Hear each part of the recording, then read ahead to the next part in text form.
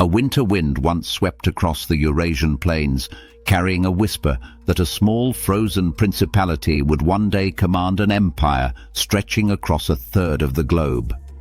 Nobody believed Moscow could ever become anything more than a wooden outpost, surrounded by forests, wolves, and hostile neighbors.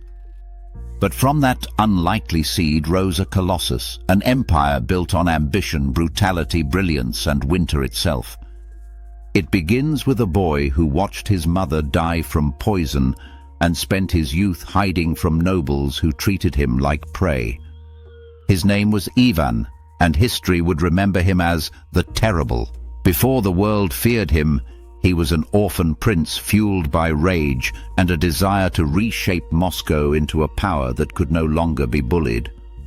Ivan's armies smashed the Tatar Khanates, capturing Kazan in 1552, a victory that stunned Europe and signaled the birth of a rising empire.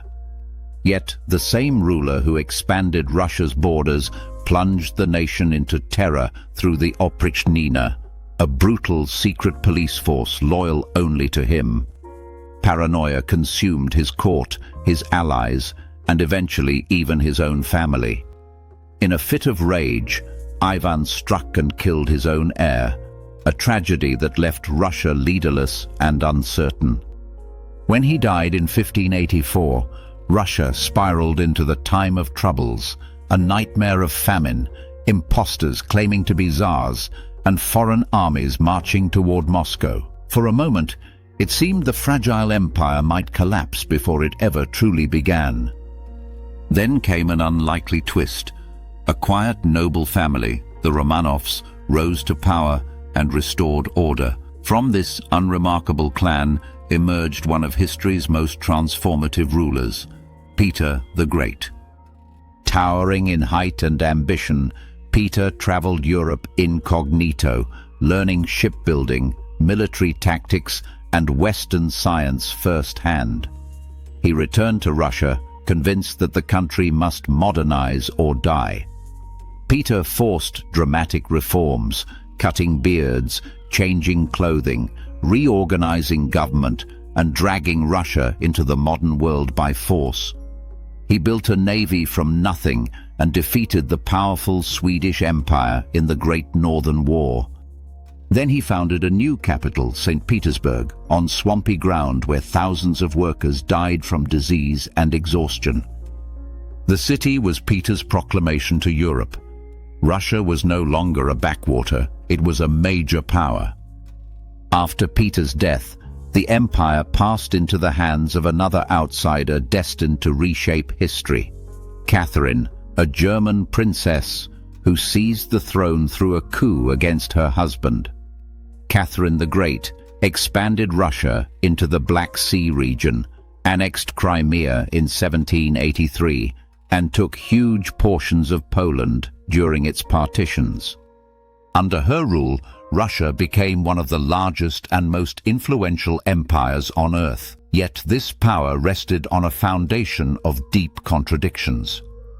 Catherine embraced Enlightenment philosophy while maintaining a system of serfdom that kept millions bound to the land like medieval peasants. Rebellions erupted, including the massive Pugachev uprising, revealing cracks beneath the empire's growing size.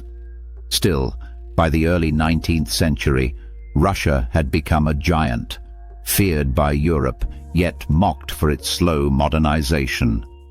When Napoleon invaded in 1812, expecting an easy victory, Russia responded with silence and retreat. Moscow was abandoned and burned to deny the French shelter. Then winter arrived, a weapon more fearsome than any army.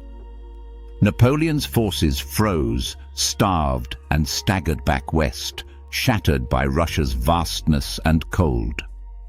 The empire's reputation for invincibility became legendary, but internal problems grew steadily beneath the surface.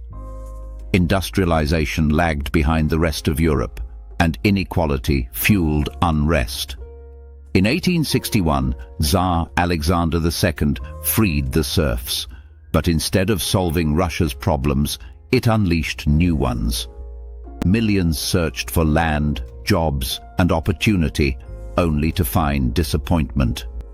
Revolutionary ideas spread rapidly, whispering promises of equality and justice in a land desperate for change. By the late 19th century, Russia was enormous, proud, and dangerously unstable. Then came Nicholas II, a well-meaning but deeply unprepared ruler whose decisions pushed the empire toward disaster. Under his watch, Russia suffered a humiliating defeat in the Russo-Japanese War, revealing its military weaknesses. Protests erupted, and when peaceful demonstrators were shot on Bloody Sunday in 1905, faith in the monarchy began to crumble. Strikes, assassinations, and political turmoil followed, shaking the empire's foundations. Then came the First World War, the final blow that sent the empire into freefall. Russian soldiers fought bravely, but they lacked weapons, boots, ammunition, and even food. Millions died at the front while civilians at home starved. Desperation opened the door for a mysterious figure from Siberia, a wandering holy man named Rasputin. Rasputin's influence over the royal family, especially the Tsarina, sparked rumors of corruption, immorality, and dark magic. Whether he was a miracle worker or a fraud, the damage to the monarchy's reputation was immense. A group of nobles assassinated him in 1916, but even that dramatic act came too late. The people had already lost faith. In 1917, mass protests and strikes erupted, forcing Nicholas II to abdicate and ending 300 years of Romanov rule. A provisional government took power, but it failed to end the war or stabilize the country. As chaos deepened, a revolutionary force gathered strength, led by a man returning from exile with a radical vision. Vladimir Lenin and the Bolsheviks promised peace, land, and bread to a starving nation. In October 1917, they seized power with astonishing speed, overthrowing the fragile government and ending the Russian Empire forever. What followed was civil war, famine, and the birth of a new state, the Soviet Union. Thus, the Russian Empire did not fall to a foreign invader, but to its own internal fractures: poverty, inequality, war, and a monarchy unable to adapt to the modern world. Its rise had been spectacular, its reach unmatched, but its foundations were brittle.